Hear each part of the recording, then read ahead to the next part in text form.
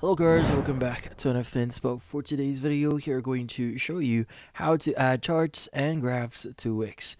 So if you're interested, let's get started. Now, in order for you to add charts and graphs here to Wix, we need to discuss a few things. Now, if you look at it, if you click on the add elements option here on Wix in your editor, as you can see, there's no option for us to add graphs. So with that case, we need to use a widget that we could get in another website that you could use.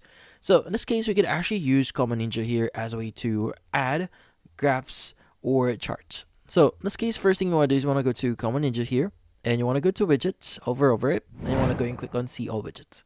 Now from here, you want to go and click on search widgets and just basically type in charts.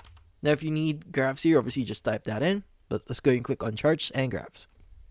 Now from here, let's go and click on create a chart. And from here, you just need to fill up some details.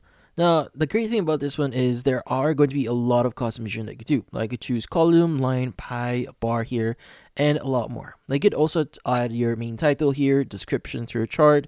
You can change the look and feel, the settings for it, if you want to add your email and integrations on it. If you want to basically integrate Google Analytics, Common Ninja Form, API, and a lot more.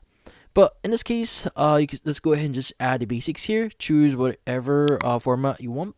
But once you've done that, you can go and click on Save Changes at the top right here to save whatever you want to use here, or whatever where you want to place your widget. Let's go. You can create your new project here, but for now, let's go ahead and click on my first project. Click on Save Changes. It's going to say, in this case, it's going to publish it for you.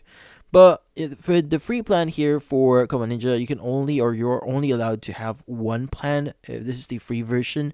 But if you want to add one more, you need to upgrade your plan here.